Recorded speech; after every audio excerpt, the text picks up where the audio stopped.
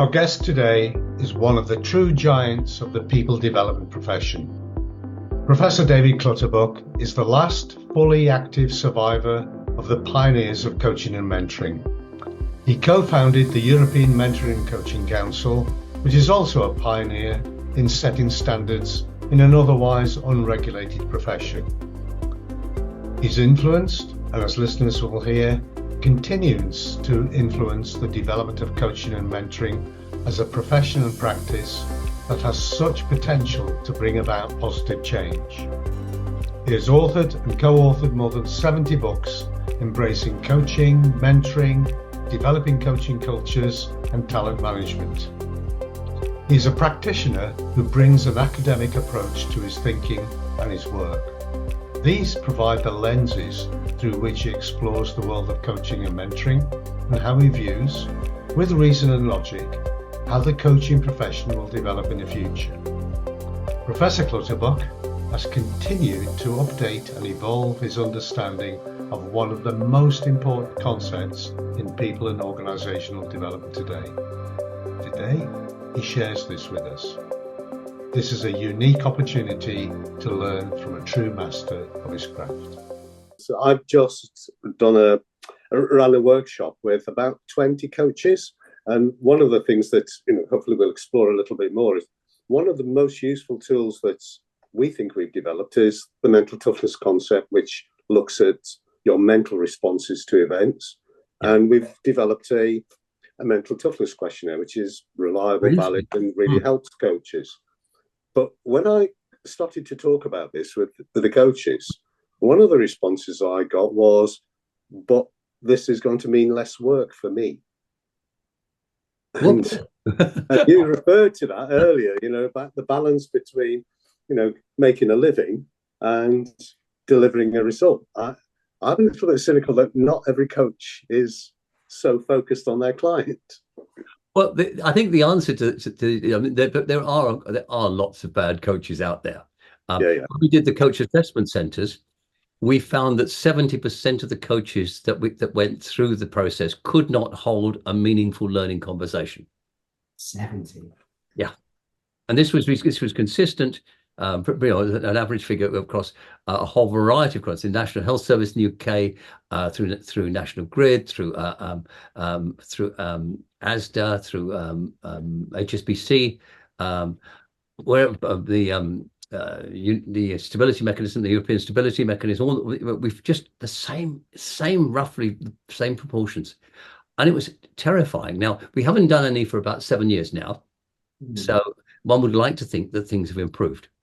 But I think part of the problem is if you're focusing solely on technique and you follow a formula, but that formula doesn't necessarily work in all situations. And I remember Tatiana Bakirova at Oxford Brookes University did a wonderful experiment. She got coaches to assess each other's coaching, and the only factor she could find in common was the other person didn't do it like me. Therefore, if they did do it like me, then this is not very helpful. That it's I suppose I'm a bit surprised by 70%, but I'd like to be more surprised than I am. There's one of the things we come across often. So with the mental toughness thing, we have a psychometric measure and stuff, and the psychometric measure is very complex because people are really complex. Yes. It might give you some guidance, some suggestions, but it doesn't tell you here's exactly what to do. And sometimes you're talking to coaches and they'll say, oh, so this person lacks a bit of belief. Sometimes they don't really kind of take charge of their own destiny, kind of life control.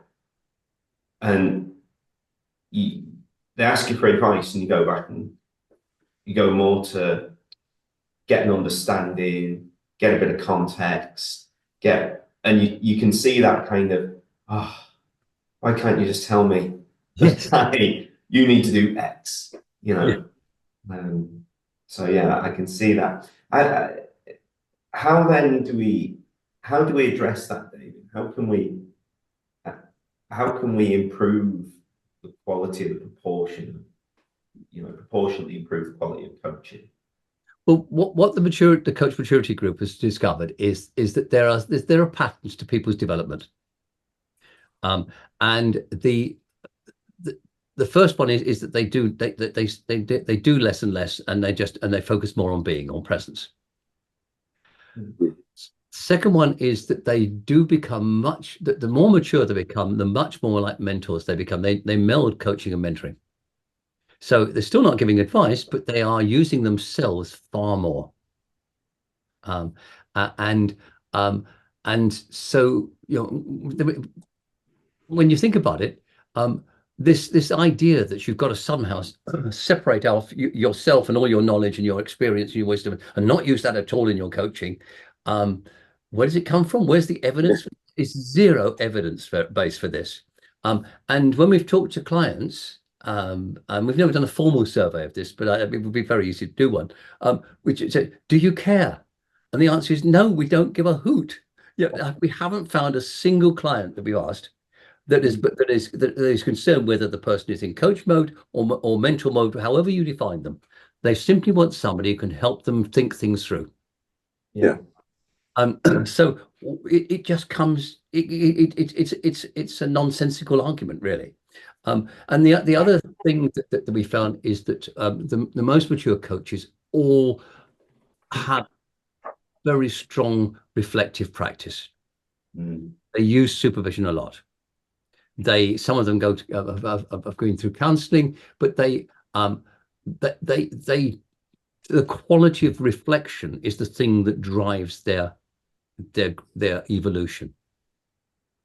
Yeah, that makes a lot of sense. And a phrase we always use in training people as psychologists, and it'd be the same in coaching, is when they get frustrated that their course isn't here's what to do. I always say, look, you are your main tool. Yeah. And it's as coaching kind of gains ground, I see it in sports psychology quite a bit. There's a sense of people wanting to be really good coaches, mentors, psychologists, whatever, before they've kind of lived, You sort of go, well, if you're your main tool, like you will. And this is where there's always this kind of I think that evidence-based practice, it exists, but it's on a much more subtle level. This isn't about doing CBT, right? This isn't about doing. I've done a course on CBT. I've got a certificate on CBT. That means this thing I'm doing has got evidence, right? But you might just feel like you're having a conversation with someone. You're just trying to understand how they're thinking, how they might be influenced by different things. But if you're experienced, if you're knowledgeable, you might think that you're just winging it and saying things. But the things that pop into your mind are a result of the years of training and experience and reading and so on. And I think trying to get people to that stage to be confident enough to go, without consciously thinking about it, your head is full of loads of useful stuff that is informed by evidence at some level. And you don't have to kind of have this really crude, I did a training session on a Tuesday and they said, when this happens, do that. Yes, it's just as soon as we make it a formula, we've lost it. It's like Keats' rainbow. The moment you analyze it and you analyze it, it disappears. I define three kinds of wisdom. There's skinny wisdom, which is all about being technically expert in a particular topic. There's broad wisdom, which is the wisdom you get from life, from living and experience. And there's meta wisdom, which is the ability to put together in innovative ways all sorts of experiences, and both one's own and vicarious, just being able to create new wisdom, if you like, in the moment. I love And that. that's really I'm what we're stealing doing. that. That's what we're doing in coaching and mentoring. When we did the first coach maturity study, we we fixated, if you like, on the stage model, because one of the things that the stage model theory says is that you move from one level to the next, because you get dissatisfied with what the things that you've relied on before don't work in a particular situation, and you've got to rethink.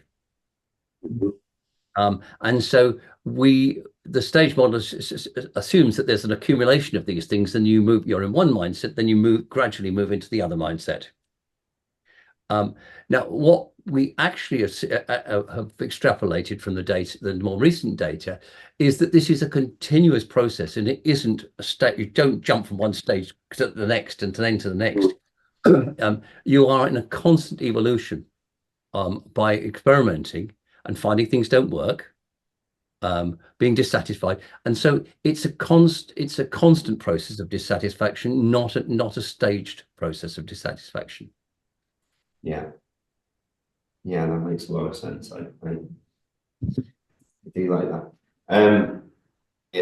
I'll just change tact a little bit, David. So from a research point of view, I'd have if I'm allow a bit of humility to slide. I'd like to think I have a bit of an expertise in psychometrics. How do you see psychometrics fitting into coaching, and what makes, because probably like coaches, I think there's probably some good ones and bad ones. Yes. and more of the bad ones than the good ones, but yes. Yeah, I'd love, I suppose, just to hear your reflection on its use or misuse. Let me put it in a slightly wider context. When you get a PhD, you get a Doctor of Philosophy. And it's very interesting, the divergence between science and philosophy. We don't see the two as together. But they're both, science and philosophy are two different ways of looking at the world around us and reality. And they can be very complementary. So when we get to psychometrics, they're a sort of a bridge, almost a bridge between the two, because most of them are designed to around a phenomenon, and we try and put some kind of measures around it. And we never, of course, get all the measures because everybody's different. Yeah. And Stephen Rees, the former Harvard professor, did this beautiful study called the normal personality. Okay. And what he did was say, well, hang on a minute, all of these major psychometrics, like MBTI, but it is really, I mean, it has been badly panned as having very low test-retest validity, for example. Yeah. What they've all been based on is people who are basically unwell. Yeah. And it's rather like this nonsense around team formation. You know, Tuckman's storming has no basis in teams whatsoever. It was all done on groups of people in therapy. Yeah. So there's a lot of stuff out there which is not very helpful, and in the sense that it doesn't look at normal people. So what Rees did was to look at motivational profiles and came up with an approach which is still not beyond criticism, but it's an interesting, let's look at people who are well. So I think if one can use psychometrics, and it doesn't almost matter. It doesn't matter whether it's Hogan or DISC or any of these things. They're all out there. They have a certain amount of value in stimulating a conversation. Yeah. Where they become problematic is if people use them to say, I'm like this, so I'm an ENTJ, therefore I'm like this, and it's but it traps people. It gives people, there's only 16 types of people in the whole world, isn't there? Yeah. Yes, exactly. It actually stops conversation and dialogue if it's misapplied. But on the other hand, getting people to, if it's used in a way that gets people to talk about into relationships, it's great. The Enneagram, which is a philosophy, and has no scientific underpinning at all, can do just as much a good a job of getting people to talk about different interrelationships as MBTI or 16PF. Yeah. So it's a mixed picture. Where we've seen it really tank is in team coaching. And what we've seen happen is that somebody will go in and say, well, when I go and work with a team, I always do one of these team-based Majerus and McCann or what's the other one? Elbin. Elbin, yeah. Yeah. Again, so I always do that. Now, apart from the fact that if it's a very top team, Belbin doesn't actually apply because the dynamics are different, but leave that aside. The fact that you're doing this up front means that the lens you're looking at this team through is now truncated here. So it's like putting blinkers on. So if you go out and you do discovery interviews and you get really into depth with the team about and make it an open conversation, you find out all sorts of stuff that you're able to then put into to create a picture of where you need to go with this team. Then you can use, when it's an appropriate time, an appropriately chosen diagnostic. I think that's certainly my perception. And we've got a diagnostic which we developed out of work for team coaching or for team dynamic. We did a vast literature survey and we did interviews in the highest performing teams in Facebook, now Meta, and so forth. But we identified a complex adaptive systemic approach to team dynamics. And what this does is generate a vast amount of data that a team can look at. So so how the combination of different forces going on inside the team and around the team affect its performance, giving them the data that they can then select from to say, these are the things, these are the patterns, the things that we see that we can do something about. Yeah, that makes a lot of sense. I suppose what I'm hearing is it's the impact it has on the next conversation. Yeah. And if it's kind of blinkered, it's perhaps actually shutting down or narrowing where that might go and potentially missing stuff. Whereas if it's I suppose it might support the next conversation by not being too narrow, having sufficient breadth, but also maybe, like you say, using it at the right time as well to get to that depth piece, to bringing out more pieces of data that allows someone. And I thought that last example you gave was very telling as well there, that it was still for the person receiving the coaching or mentoring to kind of have a bit of agency in what direction that's taken, that data, rather than being ushered, I suppose. Yeah, I mean, there's an awful lot of just saying somebody is like this is just, everybody is evolving. Yeah. And there isn't a diagnostic that I'm aware of, a psychometric that I know of, that actually measures how somebody evolves. Well, in fact, because this was a piece with our mental toughness questionnaire, the MTQ 48, was originally published in 2002, and we've developed a newer version based on just gathering huge amounts of data over the years, but also ongoing research shows that our understanding of what it is we're measuring has changed in 20 years. So surely how you measure it should change as well. Yet even peer-reviewed academic studies that measure stress, depression, anxiety, things like that, are using tools that are 30 years old. And you think, But our understanding of those things has changed in 20, 30 years. So surely the way you measure it must change as well. And it really kind of struck a chord. So we ended up like loads of sometimes questions just changed a little bit. It was a bit of a tweak because we understand that it should be broader or more narrow. Sometimes we're adding extra elements because, you know, our research over the time has kind of let us know that, well, you know, actually we now understand this, which we didn't, and that's not really part of the original model. And so that evolution is something that,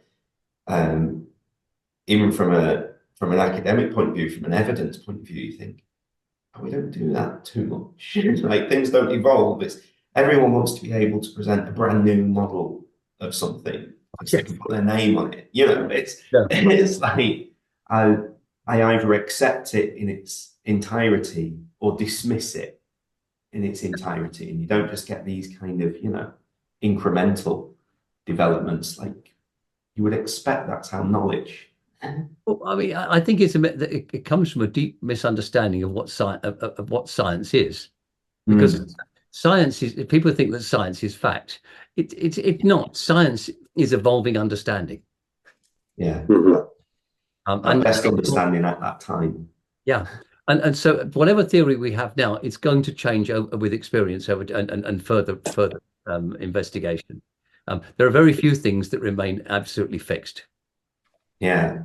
And it's mad that unless you've got a very modern GP, if you were to go to your GP this afternoon and say, I feel crap, you know, the questions that you'll be asked derive from a scale that was developed and published in 1990. Yeah.